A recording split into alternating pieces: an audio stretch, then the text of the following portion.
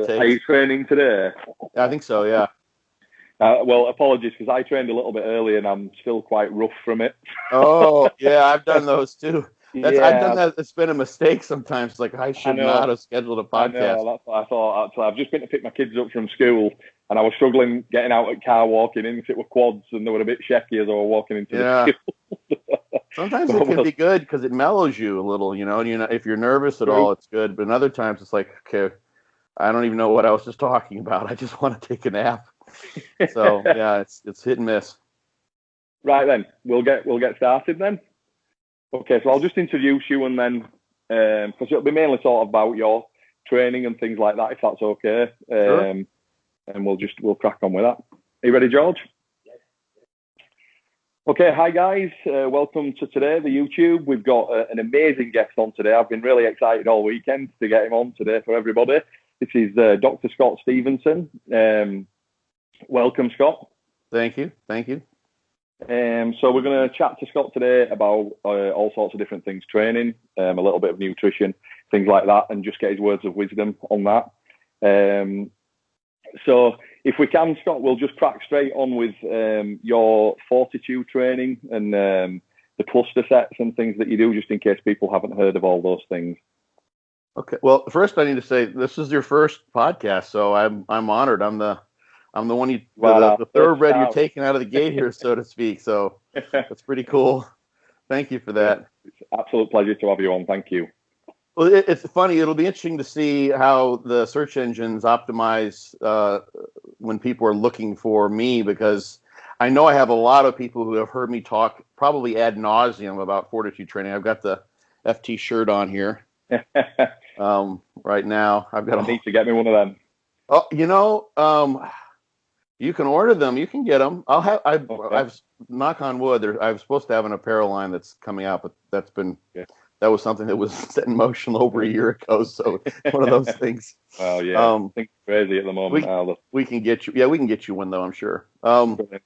So there was a number of things. Fortitude training, basically, I've been at this for a little while. I'm coming up on. Well, I'm 50 now, and I started training when I was 11. So we're coming up on almost 4 decades of messing around in the gym. And it wasn't, a lot of that was not like just kind of pussyfooting. I was training, for high school for sports, and I trained throughout college. I trained as hard as I partied during some of those years. So I did live as a regular college student, but I was doing things like cybergenics, which people can actually go and Google. Like when I was in college, which is sort of silly because I just undo everything I'd done. But I've always been a knucklehead as far as the training and pushing the limits. Cybergenics used to nearly kill people, didn't it? Oh, still the hardest. I mean, it's just totally overblown. I don't know what would happen if I tried. Well, I know it wouldn't last very long. Yeah, I don't know how people recover. It was interesting. I did that one summer that I did it. We were waking up in the morning and I was at like 4 or 5 o'clock, and it took like 2 or 3 hours to do the training sessions. Then I was working a manual labor job outside in the heat and the humidity. It was in the Midwest, but still it'd be 100 degree days, and I'd be, there were days where like, okay, you need to just pull the weeds out of the cracks in the parking lot, just clean it up, looking to give me things to do. I don't know how I did it. It's just like the human body can really, there is an adaptation that may occur, but it's not the one that's going to make you the biggest and best bodybuilder. Yeah, absolutely. It's a survival mechanism, various ones that come into place. And that's an important thing to note, I think, for a lot of people who maybe be listening to this, is that bodybuilding by its very nature is, it lends itself to very direct, obsessive types of behaviors, a lot of body dysmorphia that's involved here, a lot of obsessive compulsive behavior. It's a quote unquote lifestyle, which means you can basically make everything about your day about bodybuilding and still feel like you've not checked all the boxes, dot all the I's, crossed all the T's. Yeah, absolutely. And the training can be a perfect example of that, where people do way too much. And one of the things that was really important for Fortitude training that I had learned over those, the first 20 years, at least, I spent doing way too much. And I still probably do to this day, just simply because I enjoy it. I know I'm probably pushing a little bit more than I should, optimize everything about what could be happening, as long as I'm not injuring myself and taking myself out of the game, and I've managed to do a good job with that. Yeah. I'm okay, but I still have that tendency to just kind of want to eke out a little bit more. Yeah. But one of the things that I realized more objectively, and I can, it's sometimes easier to tell people to do which you don't necessarily do so well yourself. Absolutely, but I'm exactly the same. Yeah, is to auto-regulate, and that's one of the things that I built into Fortitude training as something that you don't see in a lot of. You can see it mingled in various ways, but you don't always see it in a lot of preset programs. Is a way to look at the program and then figure out how much is applicable to you. And there's some interesting research that's come out. And I've talked about this multiple times on my podcast and others, where they've, for instance, used a really interesting experimental model where you train a given individual, given one training regime with one leg, and train the other quad in this case with another training regime. In this particular study, they were comparing 2, 3, and 5 times a week training, with each training session being 3 sets to failure. Right. And when they initially published that information, they found no difference in muscle growth. There's large heterogeneity in terms of muscle growth across individuals. So there was so much scatter, it didn't see any difference. 5 times on average was the same as 2 or 3 times. And they went back and looked at their data, and they were able to sort of compress the 2 to 3 times into one condition and compared that with 5 times. And when you looked at individuals, you saw many individuals who did the best training 5 times a week, so 15 sets, and not nearly as well training 2 or 3 times a week, so just 6 or 9 sets. And the opposite was true as well. Some people did better with less training. There could be a multitude of reasons for that. And then some people grew generally pretty well, regardless of the training regime in both legs. And then some people were more along the wrong end of the spectrum in terms of responsiveness. They didn't do as well. Yeah. So recognizing, especially that 5 times a week, more is not better, may be the rule that would apply to someone, as much as your ego doesn't want to necessarily accept that, is something that is very, very important, I think. Even initially, I mean, if you have someone who's just gung ho, for instance, one of the things I wrestled for a couple of years when I was in high school, and wrestling there's some interesting mental fortitude, pardon the pun, that comes from doing that. It's ridiculous the things that they have you do. So you can take an individual maybe who's spent years doing that, where you're like, they're trying to make weight and they're suffering like a bodybuilder would, eating nothing, crazy training regime, incredible fitness. And they take that mentality of go, go, go, and do into the bodybuilding world, and they can survive, and they can make it through those workouts, and they can do them on a daily basis. They could train 5 times a week. Yeah, maybe even make some slow gains, but it may be far from optimal for them. Yeah. So that auto-regulatory piece, I think, is one of the very bodybuilders swallow in some cases. It's like, if I'm going to train enough to get a reasonable stimulus, 2 or 3 sets, let's say, at least, for a muscle group that are really all out, very focused on the target muscle, good mind-muscle connection, form is perfect, no cheating, no sloppiness, et cetera, et cetera, et cetera. I may only be able to do that every 2, 3, 4, 5 days, perhaps. Yeah. Like Jordan Peters is someone that, people talk about. There was just a post that I put up on a discussion board last night about Jordan. And Jordan's someone who's very progressive overload oriented. Yeah. And someone had sort of, as far as I could tell, misconstrued his approach. And Jordan and I have worked together. Jordan's a friend of mine. When he did DC training back in the day, I was the guy who was helping him with that because I was Dante's DC trainer. So this, we've been around for a while. So someone had sort of misconstrued, because the context and the focus on progressive overload, that Jordan's also a very smart trainer. And I use him just because he's so well known, and you can find these things, especially in the UK there. Yeah. And he's not all about just moving weight for the sake of moving weight. In fact, I think he recognizes that if he did that, he would be injured and be out of the game very, very, very, very quickly. Mm-hmm. And he can't train with some muscle groups. He can't train, and this is a very smart way. Everyone's going to have their own recipe for this. Certain muscle groups as frequently as other muscle groups. There's a different recovery ability. Some people find, for instance, deltoids are something that, recover really well for many people. They can't get their delts sore, and they could train delts every other day, whereas chest might be every 4 or 5 days, depending on the person. Yeah. So that's something that also someone could fit into Fortitude training over time if they wanted to, because they have two different versions that have two different frequencies, and you can. Right. I'm all for people finding what matches their style and their needs and what optimizes their recovery and progress. Yeah. Yeah. So back to the autoregulatory idea, simply from a volume standpoint, I made the program to have 3 volume tiers. So literally, if you are someone who finds like there's just no way that I'm going to recover from this highest volume tier, and I've had people look at it on paper and say, that doesn't look so bad, I could probably do that, and then they find out the hard way that it's too much for them. And a lot of times those are the people who train the hardest, which makes sense. The harder you train, the more the inroads into your recovery. Yeah, because do you find, like me, that some of these studies, I'm always a bit dubious with the studies for the simple fact that I don't always necessarily believe that a person's truly training to failure. Oh, yeah. Many people have wagered that criticism. It's an interesting thing. There actually have been studies, some of the stuff on reps in reserve and that very notion where they've had people estimate how many reps they sense they have left. Yeah. And then when they actually ask them to continue with the set beyond the when they've made that estimation, they're way off. Yeah, like 5, 6, 7, 8 reps. They've got a lot more in the tank. And personal trainers, this is why many people come to personal trainers. Yeah. Because they would finish their set with 12 reps, and it's the personal trainer that gets them to 20. Yeah.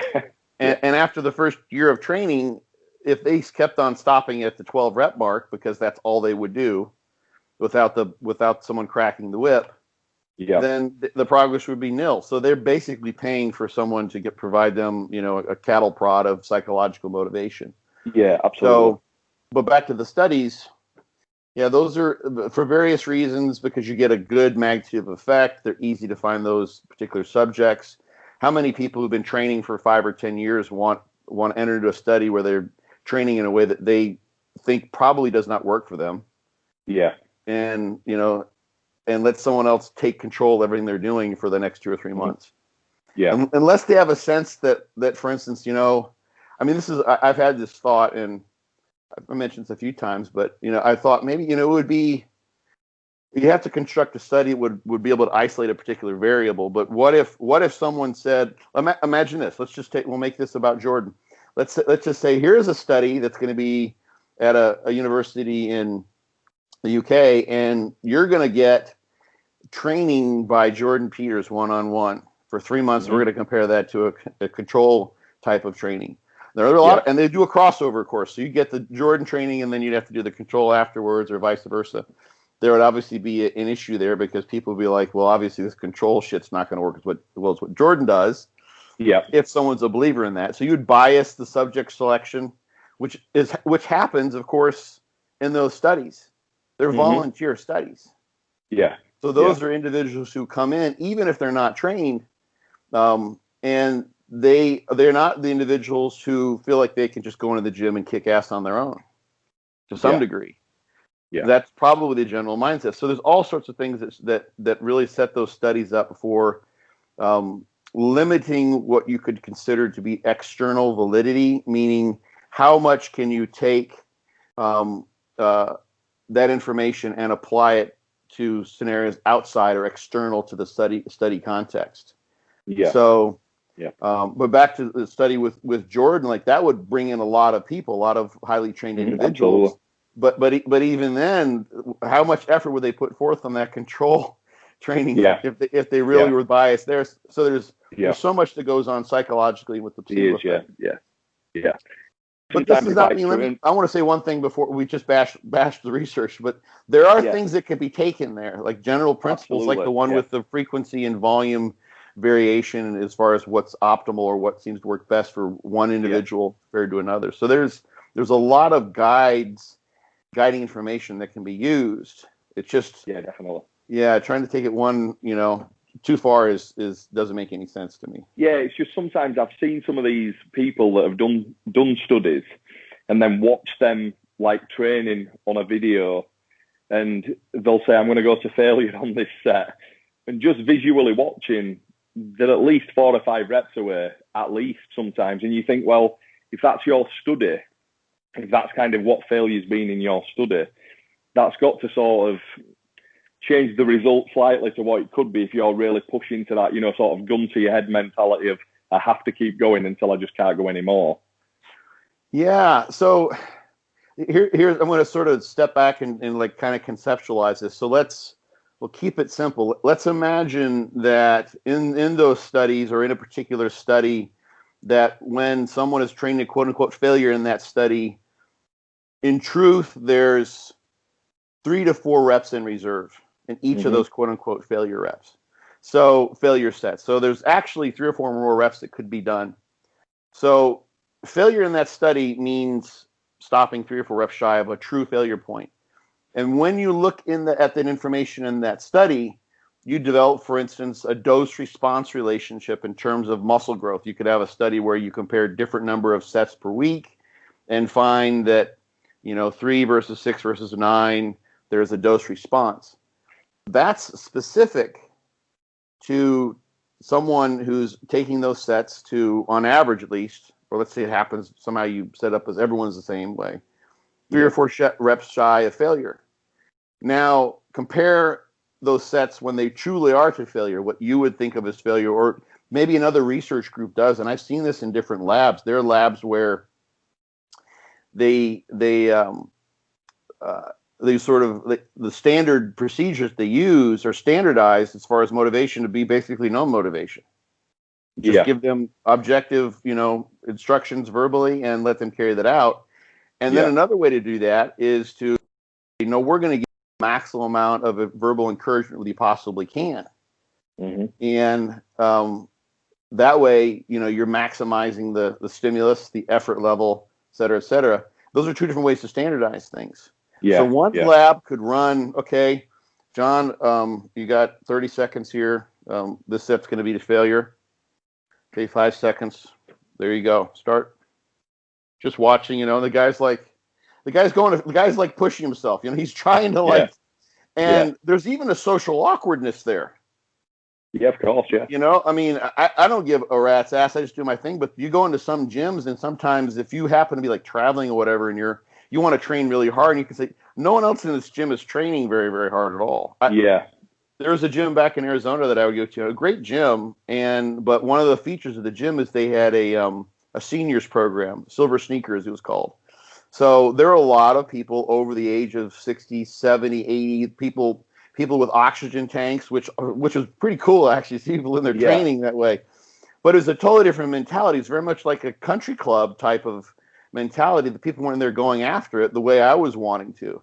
Yeah. And I mean, I could just sense like I was a complete oddball in that gym. It was really, why is this guy here? Well, like, it was the closest gym to my house, various reasons. And I like some of the equipment pieces in there. I had good reason to be there. But that scenario in that particular lab under those procedures with encouragement is going to create a entirely different outcome.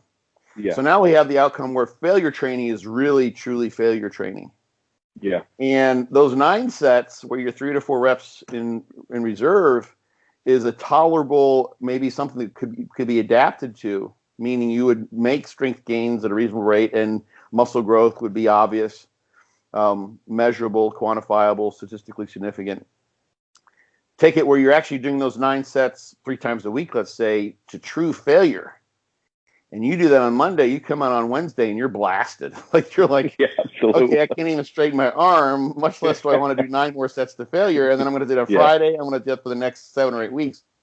You've got a totally different scenario. So that dose response, and unfortunately there was some really nice data, or so it seemed, that has been retracted from the literature that was done in Brazil that demonstrated this hormetic response. But now, instead of like a dose response showing that 6 is better than 3 is better than, and 9 is better than 6, you might find that 9 is not a very good idea. At all. And back to another point there, and I'll just throw this out while we're sort of this. I'm just saying this as ways for people to kind of look at these data and think. So imagine someone who goes in and they could persist. They could make really nice gains for 4 or 5 weeks with 9 sets a week, and then they would auto-regulate and say, it's time for a deload. Maybe I've got a functional reaching over effect happening here. I should probably cut this short. Take a couple of days off, not train the next Monday, go in and do a lighter session, or cut my volume down, which is what I prefer, and keep the efforts high. Just train a couple times that week, and then I think I'll be better thereafter to go in and get after it again. And you come back stronger. Yeah. That would have been a very appropriate way, an ecologically sound way for someone to approach that training. Well, if you're running a 9-week or a 12-week study, and that person does really good, and they've actually done this in some studies where you see progress that is not so bad initially, and then it reverses itself. Some of those individuals should have pulled back.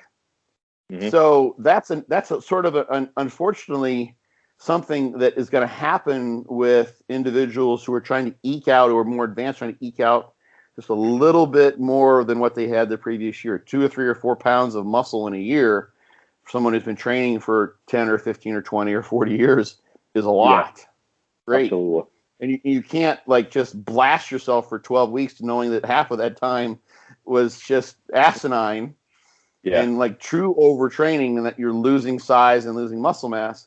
Well, so those studies that would run that long simply aren't applicable to that person who would otherwise never train for that duration with that sort of a procedure. But if you're a newbie, or you're coming back after a layoff, or you have someone who maybe who's enhanced previously and who hasn't taken a time off, and now they decide to enhance again with PEDs, you might be able to just go bonkers and make good gains for 4, 5, 6 months in a row in a way that you wouldn't otherwise, because of the law of diminishing returns. So the studies, like a set duration, is something I've also built that into Fortitude training. Is that it's a very simple method of periodization where you blast. You try to progress. I call it a progressive blast, and then I have an intensive cruise where you drop the volume and the frequency down based on the program, and that lasts about 1/3 is the length of the blast, which is just sort of a Do you general. still keep the intensity high though, Scott, during that period? Yeah, it's now we can get to the set types, which you mentioned before. So one of the things, it's a daily undulating periodization type of regime. So there are different sort of ingredients or different ways to make muscle grow. You can train really, really heavy in like a 6 to 10, 6 to 12 rep range. That's been demonstrated for years. Go heavy or go home. And then more recently, we know that you can do higher rep sets as long as those are taken at failure and get pretty dang good growth too. And most of that's been done with untrained folks. But you're getting good information there because the growth levels are almost equivalent. And almost, I think every study I can think of off the top of my head, at least as far as muscle size goes. So high reps will work, low reps will work, and then various forms of cluster sets work. And I've got a cluster set as one set type, the muscle rounds. Yeah. People see, Fortitude training is just muscle rounds. All you do is muscle rounds. It's not quite that, but that's one spice to make the training system a little more lively and fun. Yep. So when you do the progressive blast, you're rotating through those 3 set types with the progressive overload. Really focus on those heavy sets. Those are your go-to. I'm going to move forward. I'm going to go from being, if squats work for your thighs, your legs, I'm going to go from being a 200 kilo squatter to a 300 kilo squatter or whatever. Yeah. For reps in a in a bodybuilding rep range that produces muscle growth. But you don't want going in and trying to do it every single day. Yeah. Can be a lot for some people. So the other set types, the muscle rounds are progressive overload oriented, but those are also auto-regulated and chosen on the fly. So you go in one particular day, and if a set program told you you're doing an incline Smith press for a muscle round the day, and you go to do that, and you're like, okay, got bicipital impingement here, my AC joints bother me this side. This doesn't make any sense, but it's in the program. I have to do it. That's not smart training. Really at all. That holds for any exercise, in my opinion. If you go in and it doesn't feel right, you don't just push through it unless No, unless you want to stop training. Yeah, you just can't do that and still be at it for a while. Yeah. So the muscle rounds would be chosen in that way, but you'd have kind of a pool in your logbook where you're like, you know what? I'm not doing a Smith today, but that converging incline press selectorized machine, I really like that thing. Let me see. I did that 4 weeks ago. I'm going to beat that shit. That's going down right now. I'm definitely going to improve over that. So you go and you do that, and your motivation's high, and you can do that when it doesn't bother the little niggles that you've accumulated in that particular blast or just generally have. And then the higher rep sets are also chosen. Those are called the pump sets. And those are done like in any way that the idea is just to create metabolic stress while under tension. So you could do reverse 21s. You could do a set of 20 with a bunch of pulses. You could sit down and do a machine where, I feel really in this middle part of this range of motion, the strength and the loading matches really well. I feel great mind-muscle connection. I'm going to do full reps and then do partials in that range of motion, full reps and partials. It's kind of a burnout set of sorts. And those you can progress on those if you like, but those are basically create a stimulus, produce some muscle endurance as an adaptation that then carries over to the other. And also pain tolerance. Yeah, those are tough. So when you're blasting, you're doing all three of those, and you're rotating through them, training 4 times a week, generally speaking. But people could change that if they want to. There's no black and white at all. And then during the cruise, which you drop the volume down, so you go from volume tier 3 to 2, for instance, or 2 to 1. If you're at 1, you can't really go too much lower than that. But instead of training everything 3 times a week, you might train everything twice a week. If you blasted for 6 weeks, you might cruise for 2. But it's not absolutely set in stone. It's just a general guideline. So you might you're training 4 times a week, everything being trained 3 times a week with the standard basic Fortitude training version. Go for 6 weeks, and you say, you know what, I'm going to do a 2-week cruise. I'm not going to train on Monday. I've got a bunch of work I need to catch up with. You might train 5 times, or 6 times over the course of the next 2 weeks, and you would just do the muscle rounds those days. So the effort level is high. Those include failure points, but you get to choose the exercises. You might even do that. I fashion that also for people who travel a lot, who can't come back to those same exercises on the regular basis they would like to otherwise, because every 2 weeks they're at a different gym. Yeah, it makes sense. But you can use the muscle rounds when you're traveling and say, here I am, at this gym in Leeds, and I love this gym and I love this machine, and I did this 4 months ago. Let's see how much I progressed on this particular machine. Yeah. Not any neurological adaptation. It's been 4 months. So the gains that you make on a muscle round, given you're doing it at the same point in your session that particular day, right off the bat, for instance, when you're fresh, is going to be representative of strength gains that indicate muscle gains, ideally. Yeah. So the cruising would be just with the muscle rounds, and that allows you to take care of, those little niggles, not be constrained to exercises that don't work because they're just exacerbating overuse injuries. It makes things fun. Like, that's a great time. It's like, okay, I'm going to go check out this gym. I got some extra time, because I've only trained a few times this week as opposed to 4. I'm going to go over to this gym that I haven't been to. A buddy of mine's been telling me about it. They have all these great machines, and I'm going to play around and do some muscle rounds. There. Yeah. And, grab an all-you-can-eat meal at the sushi place next door or whatever. That's how I would do it. Yeah, so... Could I just, I know we'll talk about nutrition a bit later on, but could I just ask you, when you do the sort of cruising periods, right? A lot of people, when they do that, they change the nutrition during that period of time.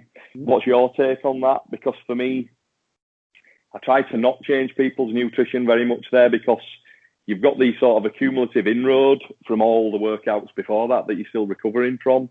So I just wanted to get your sort of take on that. Very much individual. That is one very solid perspective, is that, like, if you've had a productive blast and you're in the off season, you're trying to make gains, you don't want to limit the potential rebound that you'd get, the functional overreaching effect that you get in far as strength and hopefully muscle mass by not eating enough. Yeah. So that definitely is a solution for many people, especially if they're quote unquote hard gainers.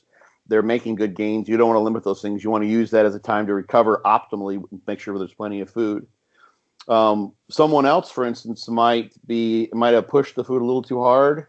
Yeah, true. Yeah, whatever reason, or they know, and I always, it's amazing to me. I just, maybe this is, obviously I'm biased and I'm seeing things through my own lens, but some people are like, how much should I eat to make gains, and how much weight gain should I have in the off season, those sorts of things. And my thought has always been, if you're a competitive bodybuilder and you set up like an annual goal or what have you, and at the end of that goal, end of that year, you want to compete on stage with 10 more pounds of muscle at roughly a given body weight, well, then all you need to do is look at your body composition at a given time point in that year and say, am I on track to be able to make that if I start dieting 3 or 4 months out?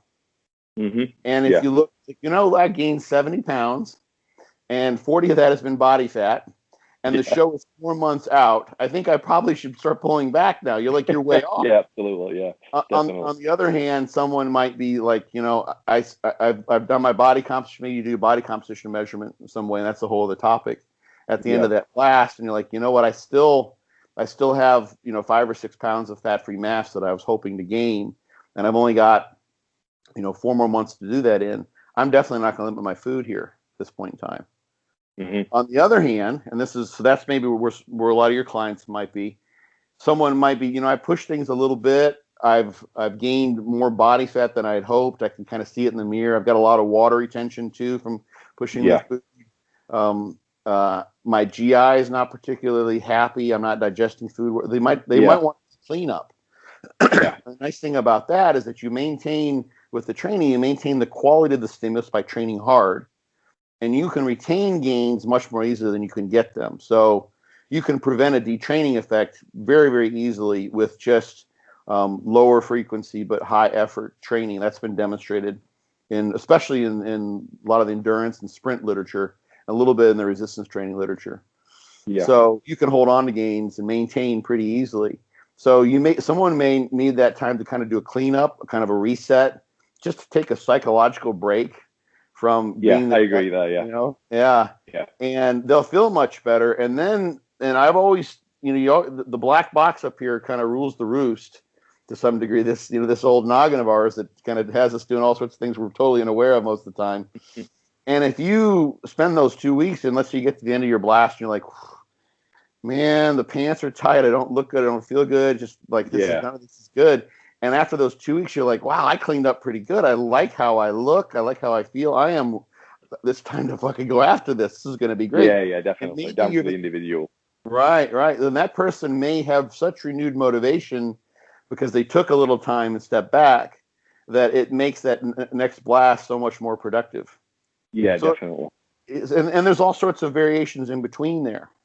For some people, some people might just have some water that needs to come off. Literally, like just slowly the water. It's like so we'll spend this first couple of days. I just want you to drop your carbs down to like 200 grams a day. Let's cut your carbs into a third.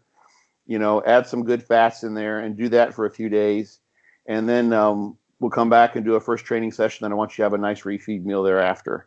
And guys who really pushed it know you can drop 6 or 8 pounds of water. Pretty with some dietary and like getting out and being active. Cardio is what a lot of people do. I like to be active and do something that's fun and more life giving and life promoting than just getting on a treadmill or like being like a rodent on a wheel.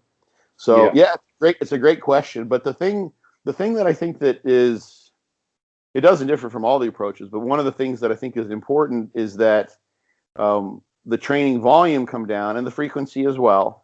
But the effort levels be high. And that comes from some of the detraining or prevention of detraining literature. It comes from also what they know in the sporting world for strength and power sports seems to work really well for a taper.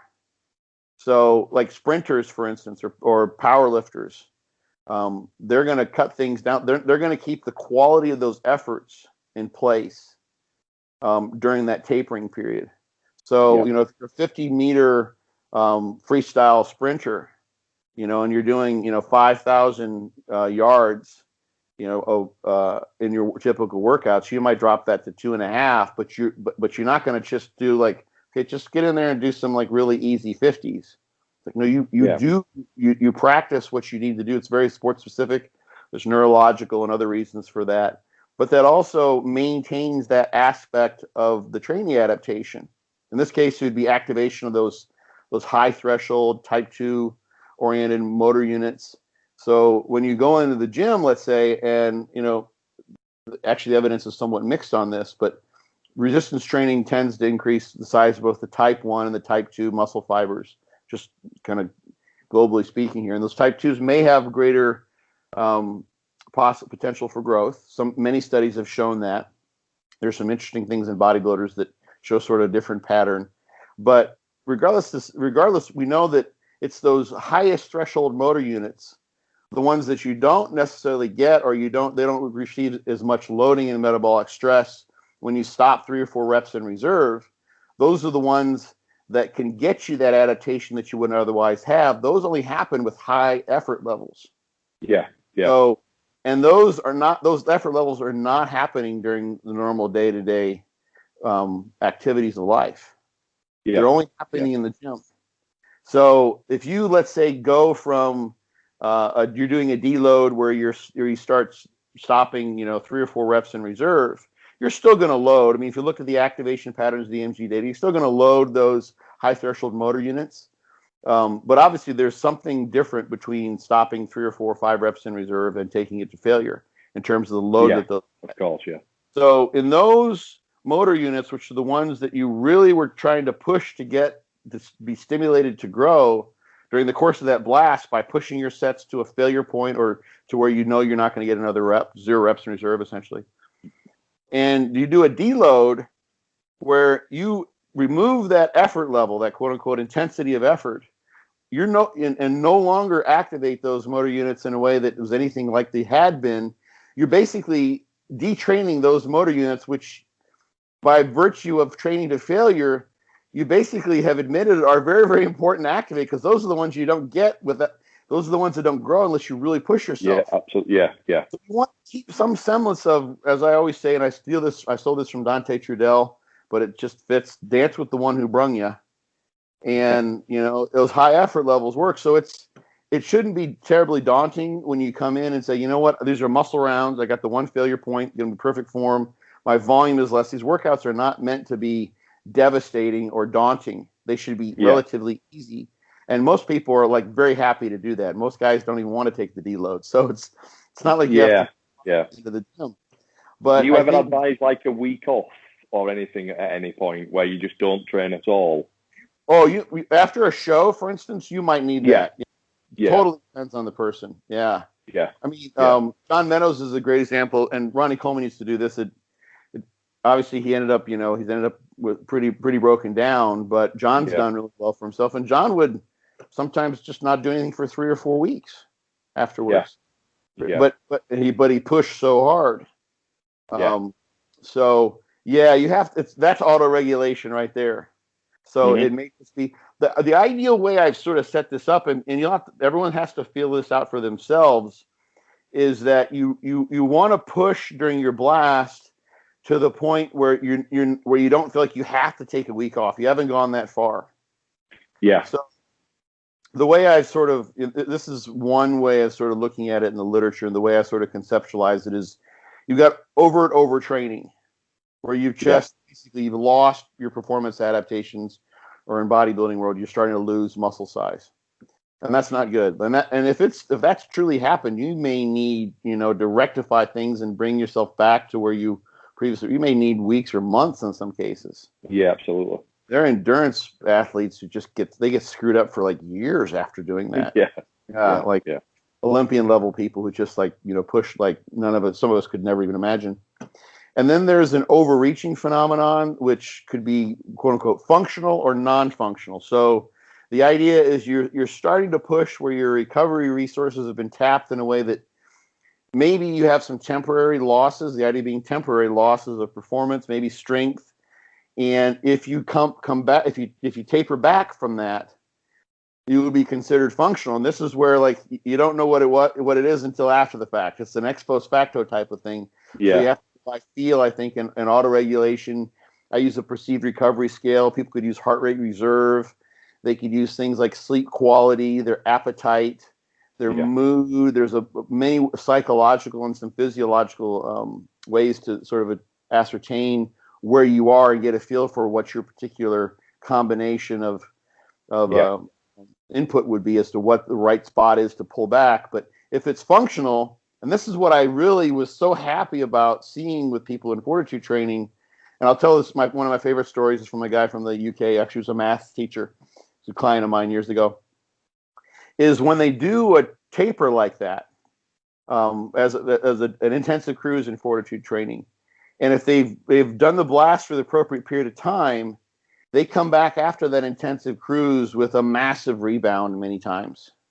Right. Especially when they're starting off, because many people have never done that. If there's someone who pushes really hard, they've never really had a true deload like that.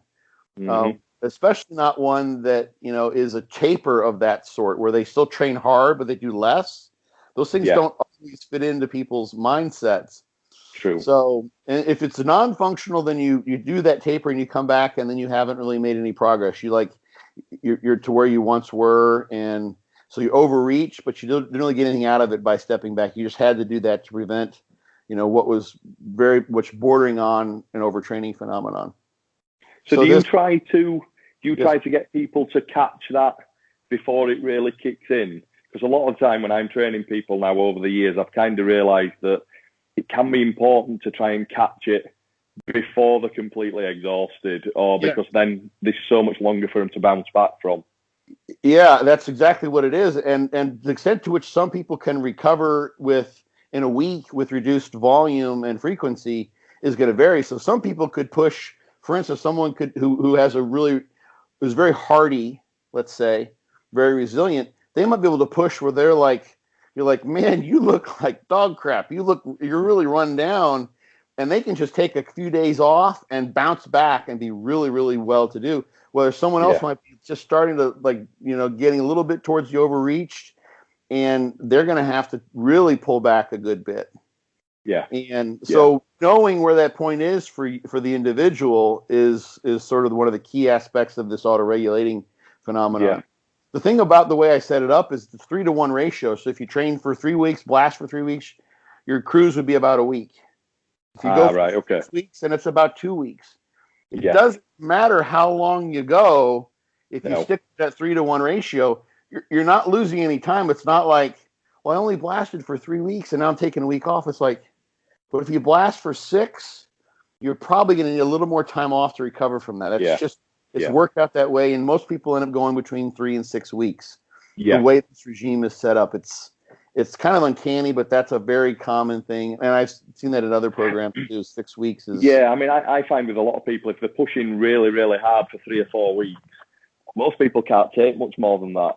Before they start to fatigue's kicking in, or they may be dreading going to the gym for a workout and things, which before they were really fired up. Yeah, the motivation's huge. Yeah, so I mean, at that point in time, it doesn't matter. It's a moot point. Like if you don't want to go, and you don't want to train, all you're doing is kind of making training less fun in the long run. And like it should be, unless you got the Olympia, or your paycheck riding on it, then just don't go to the gym. And that's why it's like, well, it's time for a cruise. Take a day off. Great. I want to go see my mom. I'm going to go, do something fun, take the kids to the park that day. And then I can't wait to do this exercise at the muscle rounds. Can't wait to go to that gym so the motivation comes from not having, you don't have to, with the muscle rounds, progress. You don't have to look and say, you might look back on and I do this with my notebook as well, my logbook, and say, you know what, my form was pretty crappy on that. I might say I hitched the weight or what have you. So it might be, I'm going to go do this exercise again, but I'm going to do it right. Yeah. And so the pressure is off in that way. So do you write all those little things down? As in, maybe my last rep wasn't as good as it should have been. And because the thing with progressive overload, I found, and don't get me wrong, it's really important, but sometimes people, they're that concerned with that over everything else that then, was the form maybe as good as it was the week before? Yeah, they got an extra rep, but it's like that with the form. Yeah, you can do, absolutely. The progressive overload only makes sense. This is the point I was making that people sort of misattribute to Jordan, I think, is that all he cares about is more weight on the bar. Regardless, Yeah. as long as it goes up and down, you know, he doesn't care. That's not Mm. at all the case. In fact, No. the progressive overload is really meaningless. Yeah. It's sort of like, it's like saying, so, you know, what's the max speed of our car? And it's like, yeah, so we re-engineered, we're doing some things, and like, so this time we decided to test it on the downslope, you know, as opposed to the upslope. It's like, Yeah. it doesn't, like, those are different conditions. Like, of course you're faster when gravity's helping as opposed to Yeah. going uphill.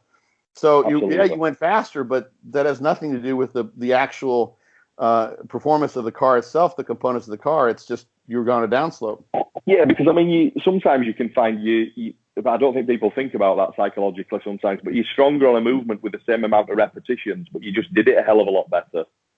Yeah, tempo matters. That's why some people will put a little pause. Like one way to ensure you're not doing that, for instance, on a squat or squatting movement, is to have a brief pause in the bottom. So there's no stretch shortening cycle.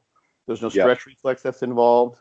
Yeah, tempo matters. Like one of the, I haven't done this in a long time, but years ago, sometimes I'd run into someone and people would do this. Ronnie Coleman used to do this, but Ronnie Coleman's, you know, a different person, but they get on like a seated calf raise and they just bounce. You know, they bounce the weight around. And I said, you could probably move like that whole stack, like 30 reps, couldn't you? And like, yeah, it's like, how is it that your calves are so strong like that? But I mean, you don't have monstrous calves. Like, I don't know. It's one of those things. I'm like, what's that big, long Achilles tendon for? Like, I don't know. It's a giant spring. It's all about translating angular momentum from your hips to your knees and then out to your ankles for running and sprinting. That's why a lot of the best sprinters have really long Achilles tendons, and they have sometimes smaller calf muscles. The muscles there to tension in the spring. So when you're bouncing, all you're doing is probably increasing the strength of your Achilles tendon, but you're not training the muscle in that way. And that's an obvious example. You can see that visually with that muscle. It's a very unique architecture. But the same thing holds for other muscles and other exercises. So if you're being sloppy, you're moving things around, that can be done. And again, this is a whole other topic. If you've got a mind-muscle connection, you can be sort of sloppy and bouncy and maintain a maximal effort in those muscles. Yeah. And that's one way that you can literally use that bounce to assist on the concentric and have heavier loading on the eccentric. But most people aren't doing that. Most people are not doing that. So the tempo and even the subtle aspects of the tempo, not just how many seconds per up and down, but what happens at the transitions, for instance. Yes.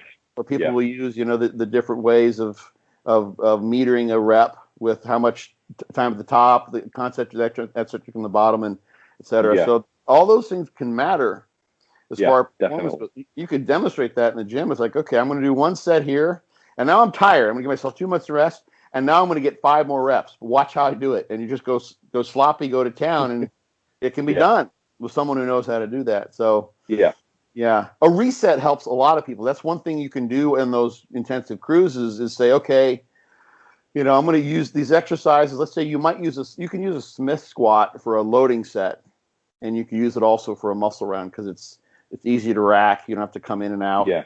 So it's easy for a cluster set. And you might say, you know what? I think I've been cutting my Smith squats a little shallow. I've been kind of bringing my butt a little under the bar and making it more of a low back than a leg exercise. I'm going to do muscle rounds this time with a neurological form reset in mind.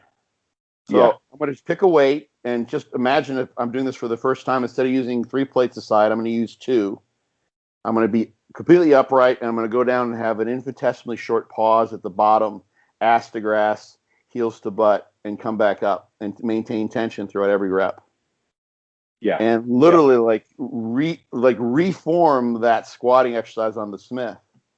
And before they go back to going heavier and things on it. Yeah, and then you can say, you know, and you probably will see that eventually,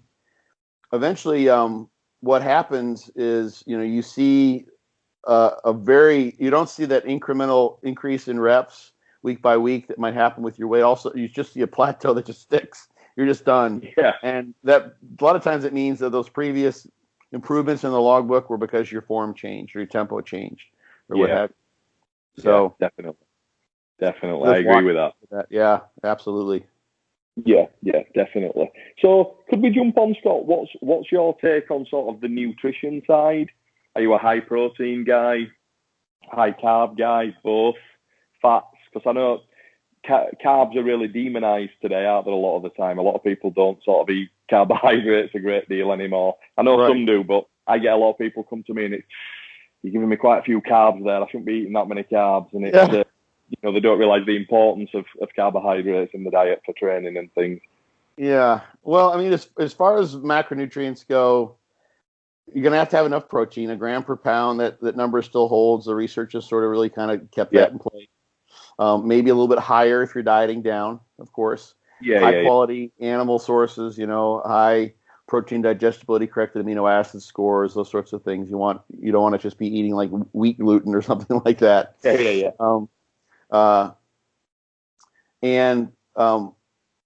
There seems to be some variation as to how people do in terms of carbohydrate intake and what happens to their insulin sensitivity, their blood glucose levels.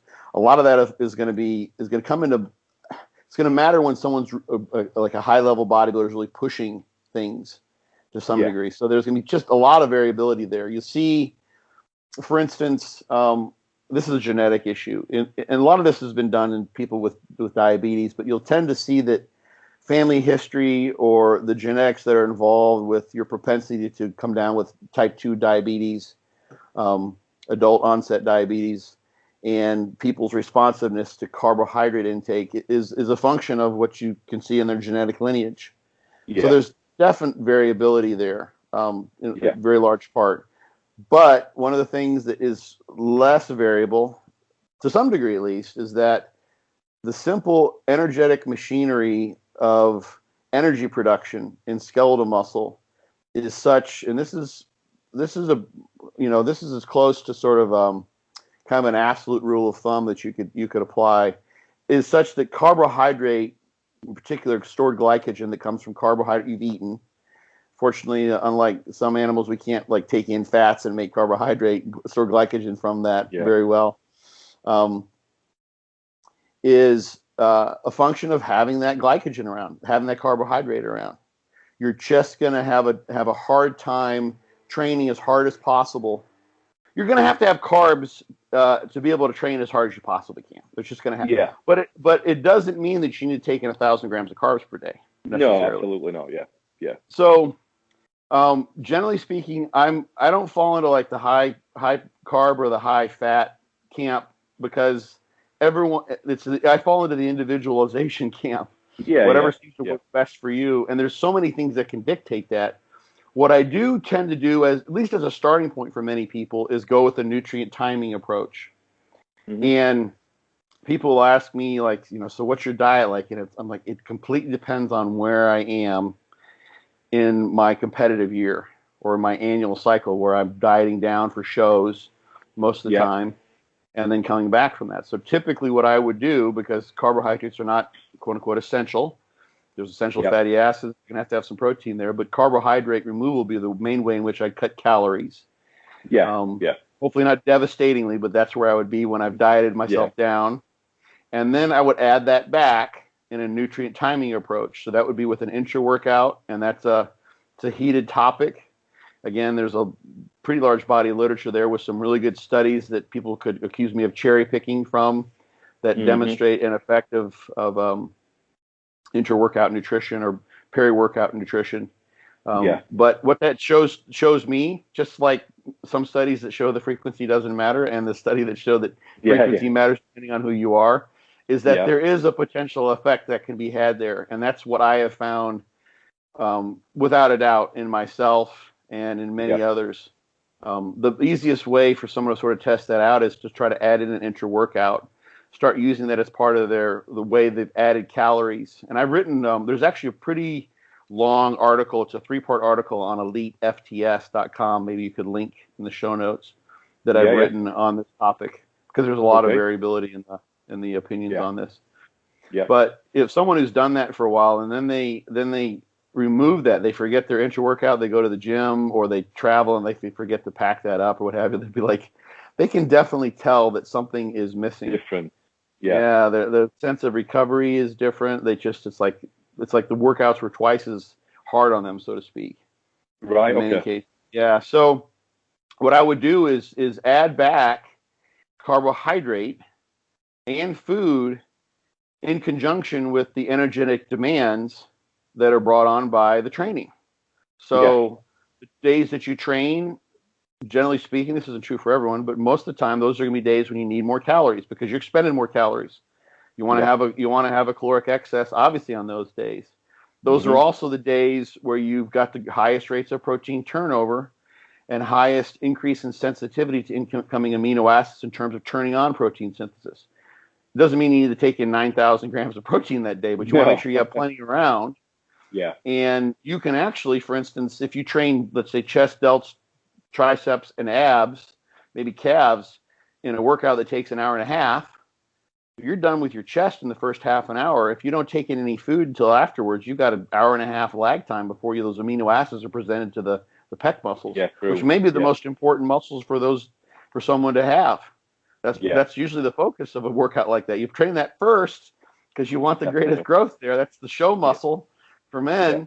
And you would say, okay, I want you to finish your training, then wait an hour and a half before you eat anything.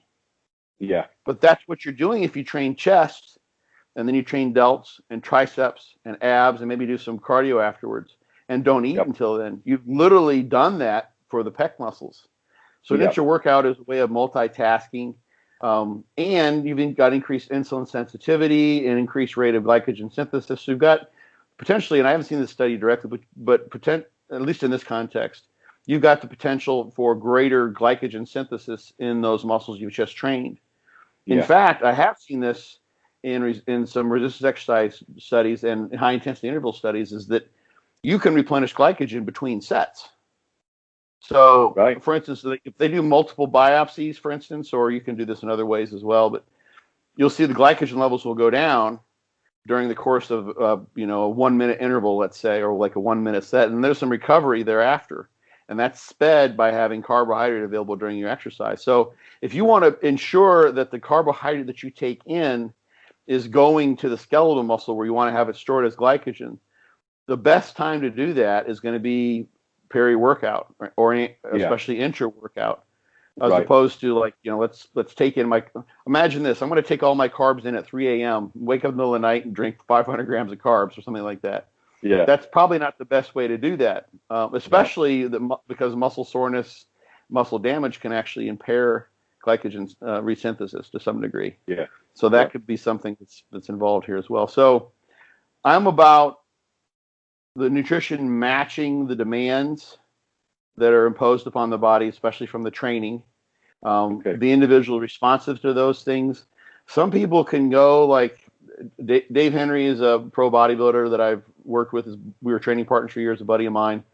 And like Dave's just kind of a freak, and he can go like zero carbs for a long period of time. And he never looks flat. He never seems to suffer from it.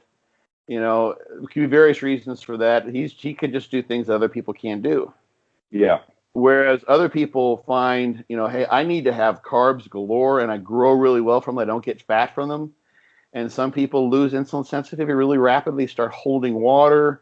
They don't feel good. Their GI doesn't handle it. So they do better with other macronutrient ratios and specific foods in particular. And there's so much there. Just looking at macros is, it's like a first basic step. It's like, okay, well, maybe it's not that carbohydrates are the issue. It's that the carbohydrates you're choosing are not the ones that you should be eating. Yeah, that's very true. Very true. Yeah. So there's so do you tend to go more? Would you go more maybe higher fats on a day that you're not working out rather than the higher carbohydrate? Yeah.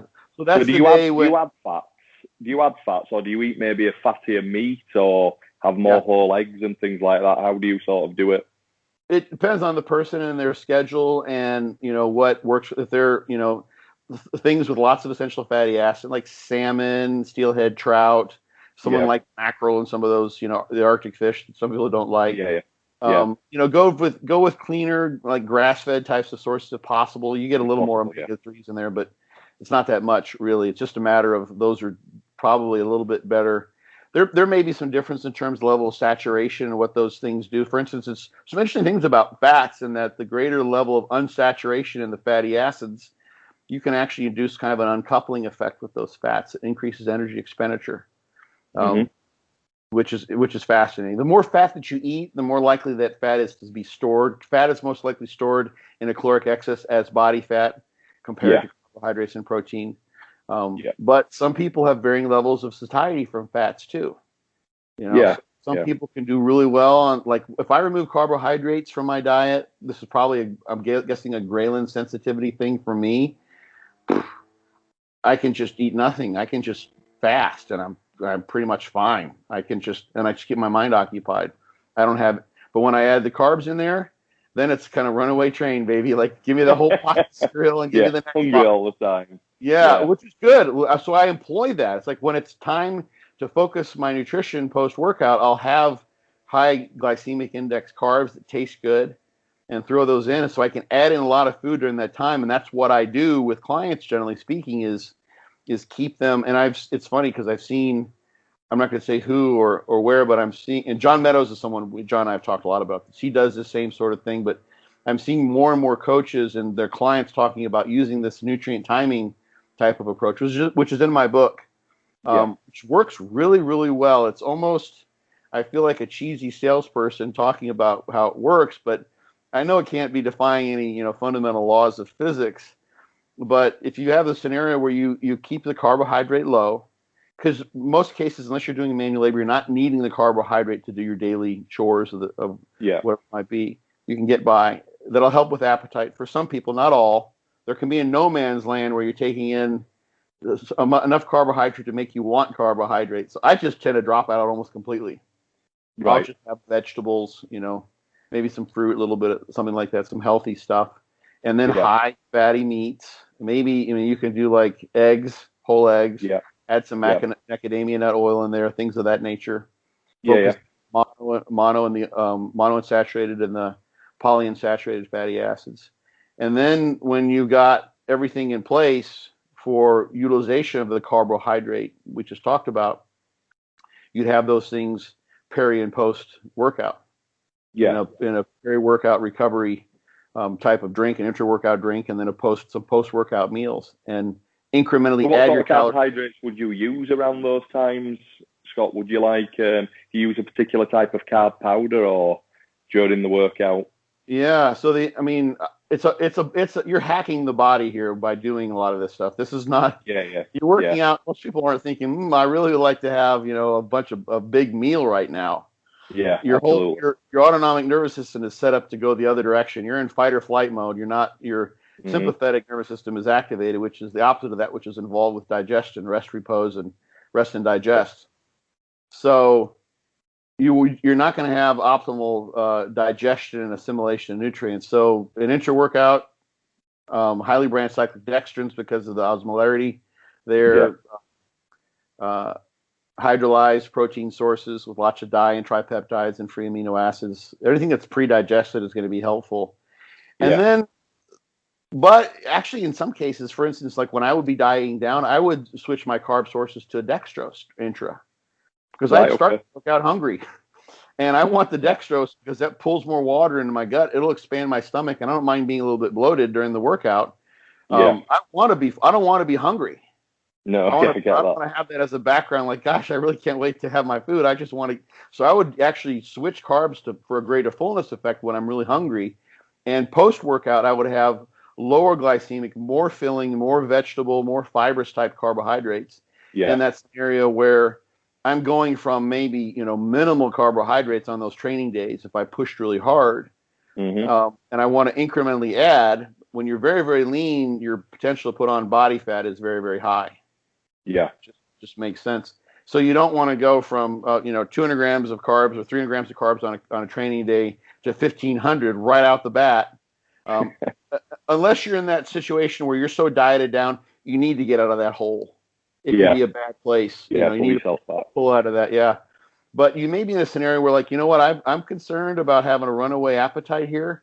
I'm going to take in some carbohydrates, some good healthy stuff that has maybe you use brown rice instead of white rice, because you can tell the white rice makes you want to eat all the white rice that there is. Absolutely. Just like living a rice paddy. But the brown rice fills you up better and it satiates you and it just works better. So in that case, that's what you would go with. The carbohydrates are coming in, but in the scenario, for instance, where someone has been pushing the limits food-wise, and you're trying to still keep the food in that post-workout meal, that the way that you're adding calories to your diet in that post-workout window, then you're going to go for whatever you can get in that gets in and gets digested and absorbed the most rapidly. So that's when I would put in the the Rice Krispies, the Cocoa Krispies, Okay. maybe pancakes, the stuff that is really, really good, because this one client fits in both ways. I was going to tell the story about him, the math teacher. So this particular guy had pushed really. It was an older guy and very intelligent mathematics teacher, taught calculus, I think, to gifted students at a very high level, private school type of thing. So Right. sharp guy, knew his mathematics. That was just his orientation. Trained really, really hard, and we had worked him up to like 1,500 grams of carbs during his post-workout period. Just the intro, the 2 post-workout meals. It was a lot, yeah. It was amazing. Like, he just went for it. He just it's time to add another 50 grams, and he would do it. Are you eating carbs pre-workout as well, Scott, or is it just intra and post? You have an intra-workout that you start before you start your workout. Yeah. Some of that we just to pull you out of that hunger. If you haven't had any carbs before then, and carbs make you feel more energized when you train, then yes. Some people, if they don't have some carbs in the meal beforehand, they feel like a little bit weaker during their training sessions. You don't want that. Yeah. So in that case, you have some people, they have the carbs and they just want to take a nap. There's some issues that need remedying there in general, but first and foremost, bodybuilding, we're trying to make sure the training is very important. So you want to be able to train as hard as you possibly can. Definitely. Whether you have 50 grams of carbs or not is not going to matter much in terms of the caloric balance. You can take those away from a meal on any other time during the day, but if it makes a difference in whether you're training at a level 8 versus a level 9.9 for you, it makes all the difference in the world if you want to continue those gains. So depends on the person. So this guy had worked his way up, and he was doing 1,500 grams of carbs. He was putting in whatever he could get. White rice was too filling. So it was like pancakes and and cereal, gummy bears. I think he might have been doing whatever it takes, whatever works for the person. I keep the fats pretty low during that period as well, for what it's worth. Yeah. So what about protein? Would the protein just be sort of okay at that point? Yeah. Spread throughout the day. I mean, if you could, for instance, the cereal that I use, the milk is protein powder milk. That's how a lot do it into now. I think a lot of people do that now. I've been doing it for a lot of people do it for decades. I've been doing it as long as I can remember, literally. So whey isolate or a hydrolyzed, they make some really nice, tasty, non-bitterized or debitterized hydrolyzed whey. It's vanilla, and you can put that in and mix that up, and so that gets the protein in there.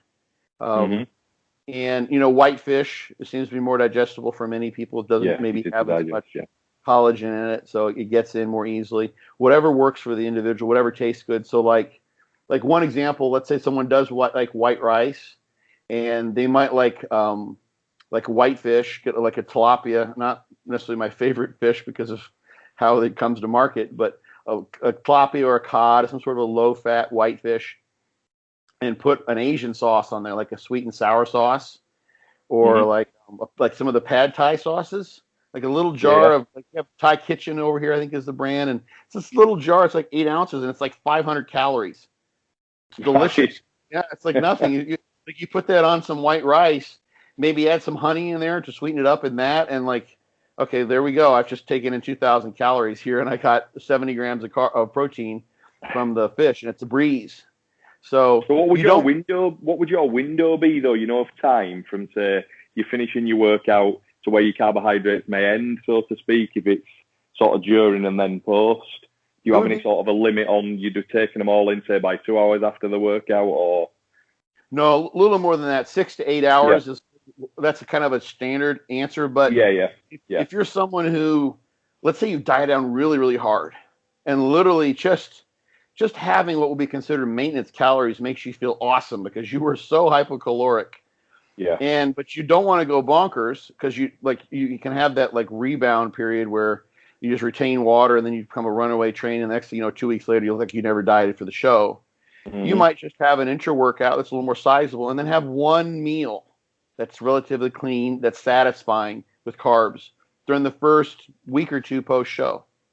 Yeah. And then when maybe you get yourself out of the hole, you gain 5 or 6 pounds of water back after a show, and then for those 2 weeks you gain 2 or 3 pounds a week, something like that. Mm-hmm. That's not too bad, and then you feel pretty. And now you're like, I think I can add some carbs to this second meal. So I'd have my peri-workout, my intra-workout drink, and then a meal thereafter. You don't have to hurry because you've just had some calories. And then you've got another meal that might be, your last meal of the day, let's say. That meal might have no carbs in it initially, but now it's like, I've got that other meal's pretty big.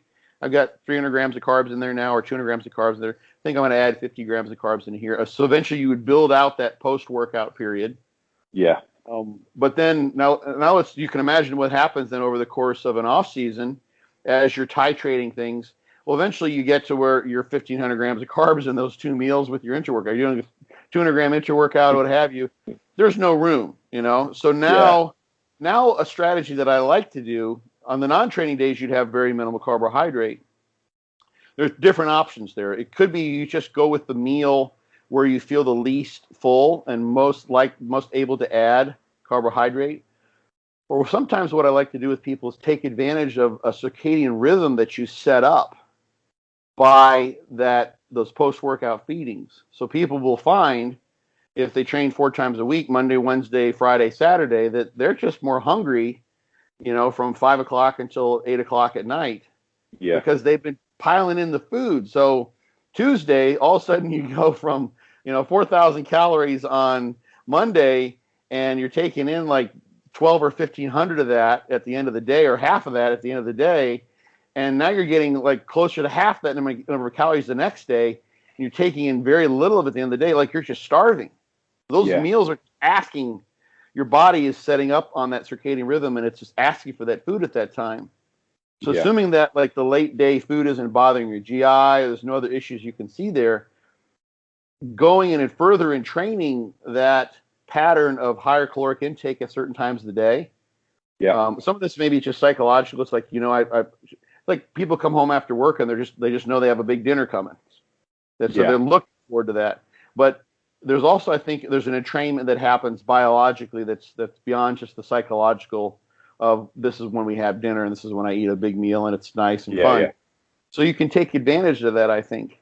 So I will do that and add food there. And then, by the time, like, this is why you see, like, well, there's all these pro bodybuilders who are just giant. Like, they don't do like much nutrient. Some of them do big intra workouts, but they don't do this nutrient timing stuff. It's like, it's because they're taking in 6,000 or 7,000 calories a day, and it doesn't matter. They have to spread it out and they have to do 1,000-calorie meals.